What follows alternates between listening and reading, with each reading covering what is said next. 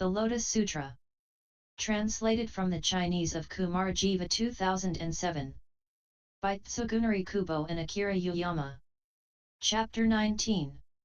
The benefits obtained by an expounder of the Dharma. Thereupon the Buddha addressed Bodhisattva Mahasattva Satatasamita-bhiyukta, saying, if sons or daughters of a virtuous family preserve this Lotus Sutra, recite, explain, and copy it, they will attain 800 qualities of the eye, 1200 qualities of the ear, 800 qualities of the nose, 1200 qualities of the tongue, 800 qualities of the body, and 1200 qualities of the mind. These qualities will adorn the 6 sense faculties, purifying them all.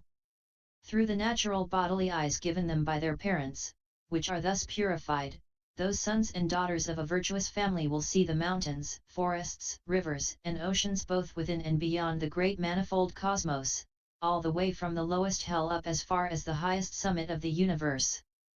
They will also see all the sentient beings there, perceive and know the causes and consequences of their deeds and of their states of birth. Then the Bhagavat, wanting to elaborate upon the meaning of this further, spoke these verses. Listen to the qualities of those in the great assembly who can fearlessly teach this Lotus Sutra. Such people will attain the 800 qualities of the excellent eye. Adorned with these qualities, their eyes are extremely pure. With the eyes given by their parents, they see both all the manifold cosmos, within and beyond Mount Meru, Sumeru, up to Mount Kakravata, and many other mountains, forests, oceans, rivers, and streams, down to the lowest hell, and up to the summit of the universe. There they see all the sentient beings, although they have not yet attained the divine eyes. Their power of sight will be like this. Furthermore, O Satatasamita-bhiyukta, if sons or daughters of a virtuous family preserve, recite, explain, or copy this sutra, they will attain the 1200 qualities of the ear. Through their pure ears they will hear both within and beyond the great manifold cosmos, down as far as the lowest hell and up as high as the summit of the universe. They will hear all kinds of voices and sounds, such as the sound of elephants, the neighing of horses, the sound of cows and carts, cries, weeping, the sound of conches and drums, gongs and bells, laughter, talking, male and female voices, the voices of boys and girls, righteous and unrighteous voices, the sounds of suffering and happiness, the voices of common and holy people, pleasant and unpleasant sounds, the voices of devas, nagas, yaksas, gandharvas, asuras, garudas, ki-naras, mahoragas, the sounds of fire, water, wind, beings in the hells, animals, hungry ghosts, monks, nuns, sravakas, pratyekabuddhas, bodhisattvas, and buddhas. In short, although they do not have the divine faculty of hearing, they will always hear and know everything both within and beyond the great manifold cosmos, through the purified, natural bodily ears given by their parents. They distinguish all these various sounds, and yet their faculty of hearing remains unharmed. Thereupon the Bhagavat, wanting to elaborate on the meaning of this further, spoke these verses. The ear, given by the parents, is pure and spotless. With this natural ear, they hear the sounds of the manifold cosmos. They hear the sounds of elephants, horses, carts and cows, the sounds of gongs, bells, conches, drums, and veenas, the sounds of harps, bamboo pipes, and flutes, pure and pleasing songs. And even though they hear these, they are not attached to them. They hear innumerable kinds of human voices, and yet they are able to discriminate them. Furthermore, they hear divine sounds, subtle melodies, male and female voices, the sounds of boys and girls. They also hear the cries of the Kalavinka and Jivaka birds in the mountains, around the rivers, or in deep valleys. They hear as well various sounds of pain and suffering from the hells, and sounds of hungry ghosts, who, suffering from hunger and thirst, are in search of food and drink. When the asuras living along the ocean speak to each other and utter great cries, such expounders of the Dharma, living here, hear all of these various voices from afar, and yet their faculty of hearing is unharmed. Those expounders of the Dharma hear all birds and animals in the 10 directions calling to each other. The expounders of the Dharma dwelling here also hear the voices in the Abhasvara and Subhuktatna heavens above the Brahma world, all the way up to the summit of the universe. The expounders of the Dharma dwelling here hear all of the monks and nuns, either reciting the sutra or explaining it to others. They also hear such voices as those of the Bodhisattvas reciting the sutra, teaching it to others, compiling the collections, and explaining their meaning to others. Those who preserve this Lotus Sutra will all hear the Buddhas, the great seers, teaching the subtle Dharma to the great assembly, and leading and inspiring sentient beings. They will hear all the sounds, both within and beyond the manifold cosmos, down to the lowest hell, and up to the summit of the universe, and yet their faculty of hearing remains unharmed. Because their faculty of hearing is keen, they are able to discriminate these sounds. Although those who preserve this Lotus Sutra have not yet attained the divine faculty of hearing, they can simply use the ears given by their parents. Their qualities are exactly like this. Furthermore, O Satatasamita-bhiyukta, if sons or daughters of a good family preserve this sutra, recite, explain, or copy it, they will perfect the 800 qualities of the nose. With this pure faculty of the nose they will smell all kinds of fragrances both within and beyond the great manifold cosmos, such as the fragrance of sumanas, jaitai, malika, campaka, patala flowers, and red, blue, and white lotus flowers, the scent of blossoming and fruit-bearing trees like sandalwood, aloes wood, and tagara wood, the aroma of the leaves of the tamala tree, thousands of myriads of sorts of fragrances of blended incense, either powdered, shaped into balls, or made into scented ointments. Those who preserve this sutra will be able to distinguish all of these fragrances while remaining in a single place. They will be able to distinguish the scents of sentient beings such as elephants, horses, cows, sheep, men and women, boys and girls, grasses, trees and shrubs, or any kind of odor, either nearby or at a distance. They will also be able to unerringly distinguish all kinds of scents. Those who preserve this sutra, although they dwell here, can smell all kinds of divine fragrances in heaven, such as the fragrance of Parasitrika and Kovidara trees, Mandarava, Great Mandarava, Manjusaka and Great Manjusaka flowers, or the fragrance of sandalwood and aloes wood powder, and various kinds of powdered and blended incense. Among these divine fragrances, there is not one whose scent they cannot distinguish. They can smell the fragrance of the bodies of all the devas. They can also smell from afar the fragrance that is emitted when Sakra, the king of devas, is dwelling in his excellent palace, when he is enjoying the desires of the 5 senses, or the fragrance that is emitted when he is in the Sudar Mahal teaching the Dharma to the 33 devas, or the fragrance that is emitted when he plays in the garden, or the fragrance of the bodies of all the other male and female devas. In this way their faculty of smell reaches up to the Brahma world and to the highest summit of the universe, wherein they can smell the bodies of the devas and the incense the devas burn. They can also smell from afar the fragrance of the Sravakas, Pratyekabuddhas, Bodhisattvas, and Buddhas and know where they are. Although they can smell all these fragrances, their faculty of smell will not be harmed or misled, and if they want to discriminate and explain these different fragrances to others, they remember them without error. At that time the Bhagavat, wanting to elaborate the meaning of this further, spoke these verses. Their faculty of smell is pure. They can smell and discriminate all kinds of good and bad odors in this world, such as sumanas and jaitai flowers, tamala leaves, sandalwood, aloes wood, and tagara trees, and various fruits and flowers. And they also know the fragrance of sentient beings, men and women. The Dharma teachers, although dwelling afar, know where these fragrances come from. They smell the scents of the noble emperors of great dignity, the lesser rulers, and their children, subjects, and attendants, and know where they are.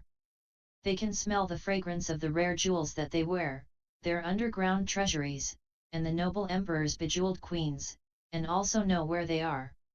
They can also smell the ornaments, garments, and necklaces with which people adorn themselves and the fragrances they anoint themselves with, and know who wears them. Those who preserve this Lotus Sutra can smell the fragrance of the devas and tell whether they are walking, sitting, playing, or transforming themselves. Although they dwell here, those who preserve this sutra know the location of the fragrances of various flowers, fruits, and oils in detail. They can smell the scent of sentient beings, either deep in dangerous mountains, or where the sandalwood flowers are in bloom, and know where they are. Those who preserve this sutra can smell the scents of sentient beings, either on Mount Kakravata, in the ocean or underground, and know exactly where they are. They can also smell the scents of the male and female asuras and their attendants, and they can discriminate them when they are fighting or when at play. They can also smell the odors of lions, elephants, tigers, wolves, buffaloes, and water buffaloes dwelling in dangerous, precipitous places in the wilderness, and know where they are. They can smell and discriminate exactly the scent of a pregnant woman, and determine whether the embryo will be male or female, without sex organs, or non-human. Through this power of smell, they know in the first instance if the woman is pregnant, and whether or not it will be carried to full term, and if she will give birth easily, and to a happy child. Through this power of the faculty of smell they know what men and women are thinking, their desires, delusions, and anger, or whether they cultivate goodness. They can also smell gold, silver, and various rare treasures hidden underground, as well as the contents of copper vessels, and completely distinguish them.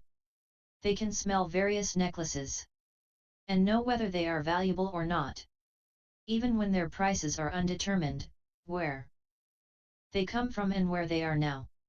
They can smell and know all about divine flowers such as Mandarava and Manjusaka flowers and Parijata trees. They can also smell and discriminate the difference between superior, mediocre, and inferior fragrances of heavenly palaces adorned with various jeweled flowers. They can also smell and know exactly about those who take pleasure in the heavenly gardens, excellent palaces, towers and dharma halls. Moreover, they can smell and know exactly whether the devas are listening to the dharma, are enjoying the desires of the five senses, or whether they are coming, going, walking, sitting, or lying. They can also smell and know every detail of the garments worn by the heavenly maidens, giving off the fragrance of beautiful flowers, and where those maidens ramble in their play. In this way their power of smell reaches all the way up to the Brahma world. They can smell and know exactly the devas entering meditation and emerging from meditation. They can also smell all the way from the Abhasvara and Subhaktatsna heavens up to the highest summit of the universe, and know exactly who has been born there for the first time and who has emerged. Those who preserve this sutra can smell the monks and know exactly where they are. If they are constantly persevering toward the Dharma, if they are either sitting or walking, reciting this sutra, or if they are diligently meditating under forest trees. They can also smell and know exactly if a Bodhisattva is firm in intention, meditating or reciting the sutra, or teaching the Dharma to others.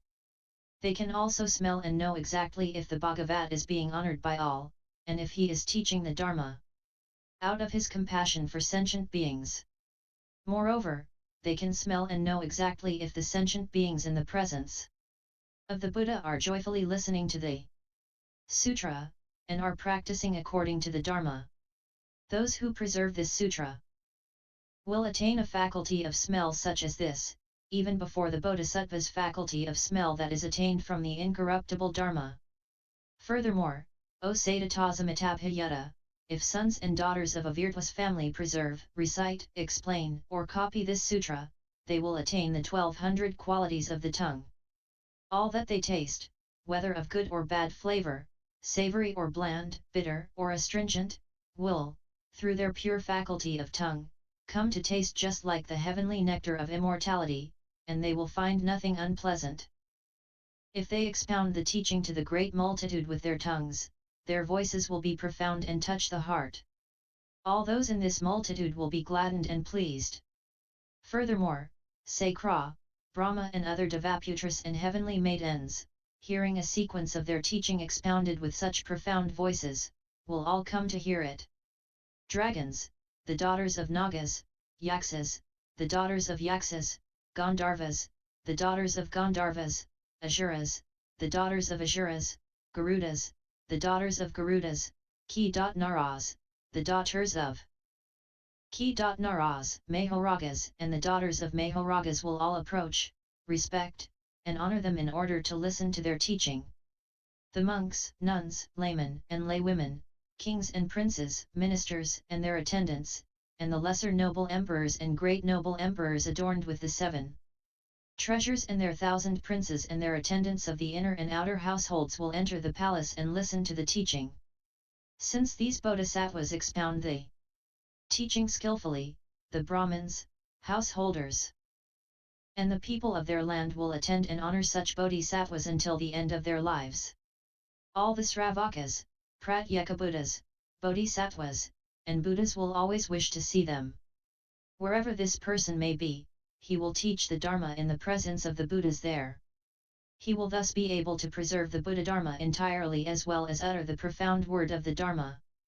Whereupon the Bhagavat, wanting to elaborate on the meaning of this further, spoke these verses. Such people, through their pure faculty of taste, will never taste bad flavors. Whatever they eat will all become the nectar of immortality. With their profound, subtle voice, they will teach the Dharma to the great assembly.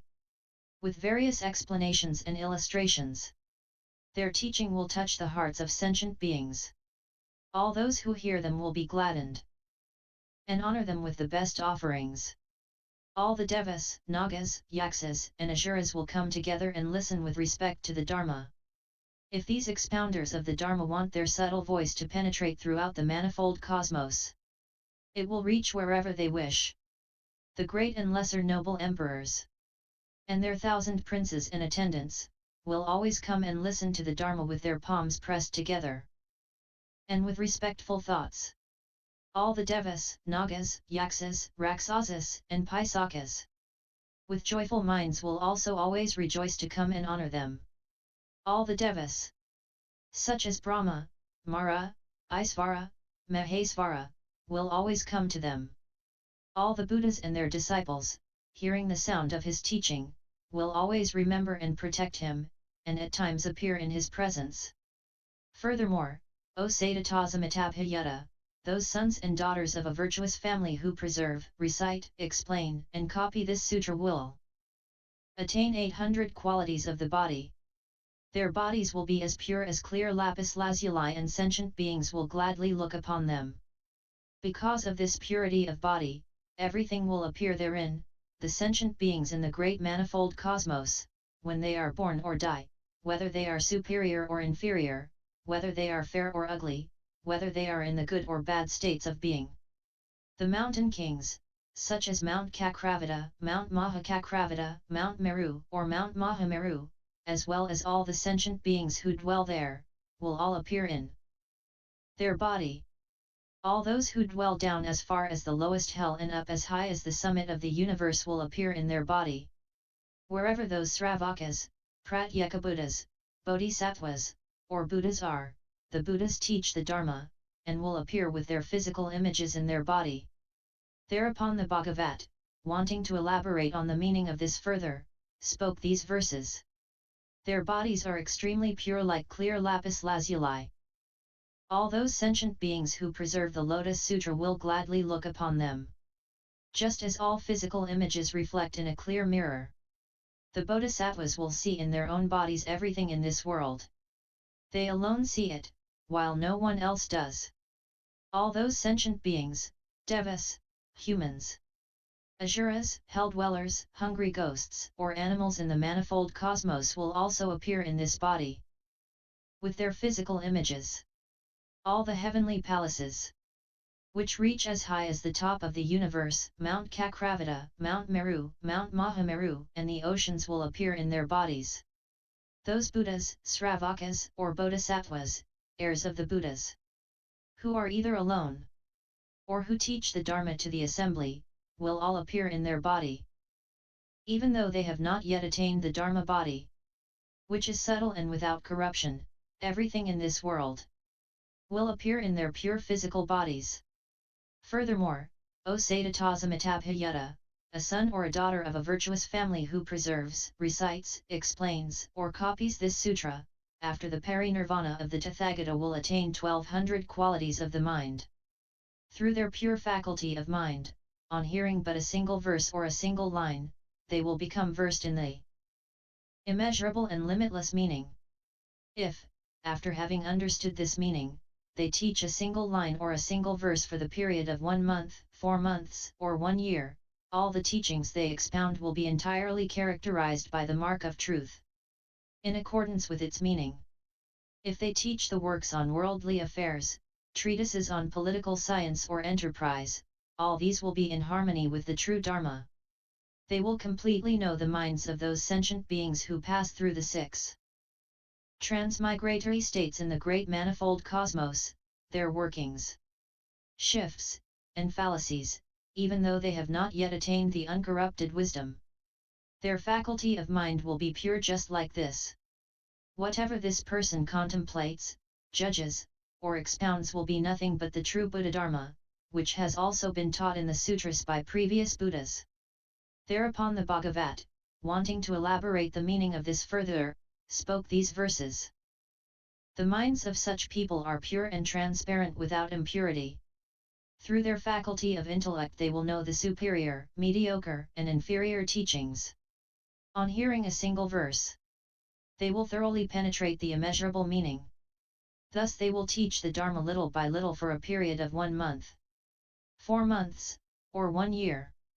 As the result of preserving the Lotus Sutra, they will instantly know what all the sentient beings, inside and outside this world, such as Devas, Nagas, humans, Yaksas, Rakshasas, and those who dwell in the 6 transmigratory states, think in their various ways.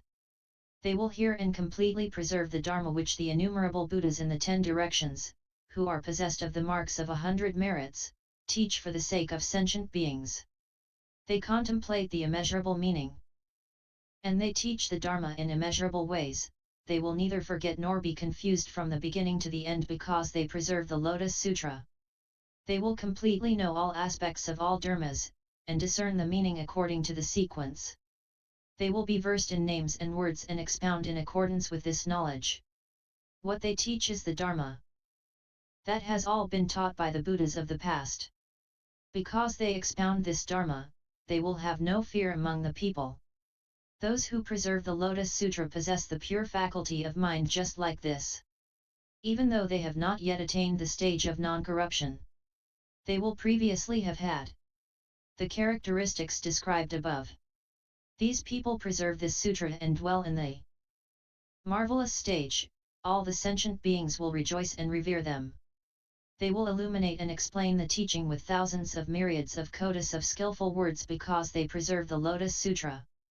End L. 19.